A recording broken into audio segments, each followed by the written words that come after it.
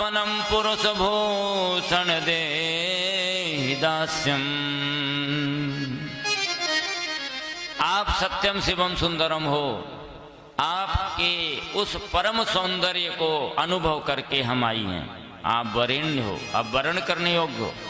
गायत्री मंत्र में भी तत्सवितुर्वरेण्यम, भगवान ही वर्ण करने योग्य हैं, आप वर्ण करने योग्य हो। हमने इस बात को समझ लिया है, इसलिए हम आई हैं आपके पास। और कहती हैं जन्म जन्म से हम प्रतीक्षा कर रही हैं, तप्तात्मानम, हमारी जन्मों की जो तपस्या है आज पूर्ण हुई है कि आपका दर्शन हुआ है। हम प्रकृति से आबद्ध जीव हैं, प्रकृति से आबद्ध नारी हैं, और आप पुरुष हो। परमात्मा ही वो एक पुरुष है, बाकी सारी सृष्टि ये प्रकृति ही है। इसलिए हमने आपके साथ अपना संबंध जोड़ने के लिए आई हैं। और भगवान ने जब वापस जाने की बात कही है तो उत्तर दिया, मैवं विभो हरति भवान गदितुम नृशंसा संत्यज्य सर्व विषयान् तव पादमूलम। आपने कहा कि वापस जाओ, धर्म कर्म करो, अपने पतियों की सेवा करो, अपने कर्तव्य का पालन करो। लेकिन हमारा वेद कहता है जो सब कुछ त्याग करके आते हैं, संत्यज्य सर्व विषयान, हमने समस्त कामनाओं का त्याग कर दिया है।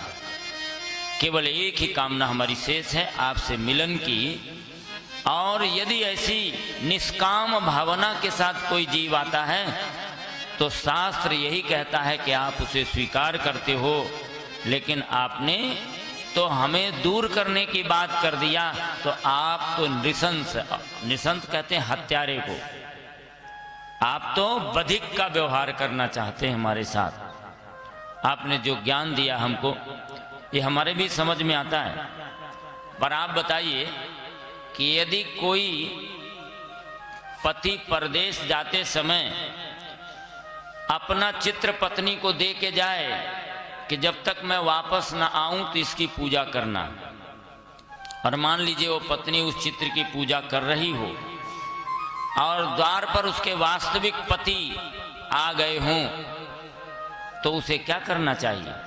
तो भगवान ने कहा कि वास्तविक पति की पूजा करनी चाहिए, तो चित्र था।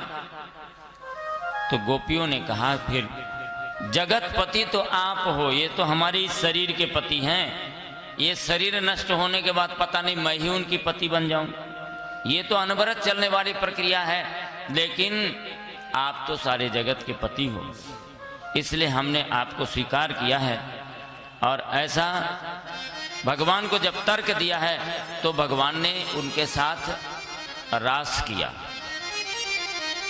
और रास का मतलब केवल नाचना गाना नहीं है।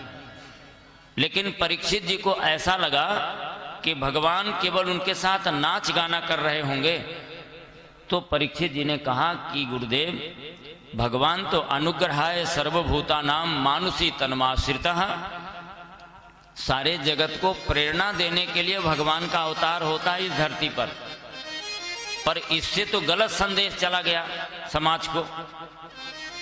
ऐसा अमंगलकारी रास भगवान ने क्यों किया? तो सुखदेव जी ने सोचा, कहा कि राजन तुम्हारा विचार रजोगुणी है, तुम समझ नहीं पाए। भगवान का शरीर हमारे तुम्हारे शरीर जैसा पंचभौतिक नहीं है, उनमें हमारे तुम्हारे जैसी कोई कामना नहीं होती।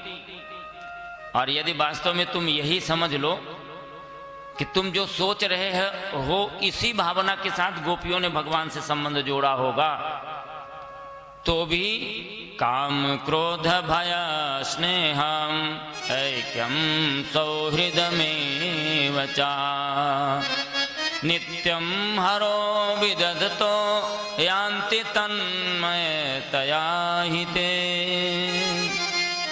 और वास्तव में कैसे भी संबंध जुड़ जाए यदि भगवान से, तो उसका कल्याण तो होगा ही। वो चाहे वात्सल्य से जुड़ जाए, चाहे पति भाव से जुड़ जाए, चाहे मित्र भाव से जुड़ जाए, चाहे सख्य भाव से जुड़ जाए, किसी भी प्रकार से यदि भगवान का संबंध मान लिया, कोई क्रोध से ही जोड़ दे। रावण का संबंध भगवान से इतना ही जुड़ा कि मरते समय उसने कहा, कहाँ राम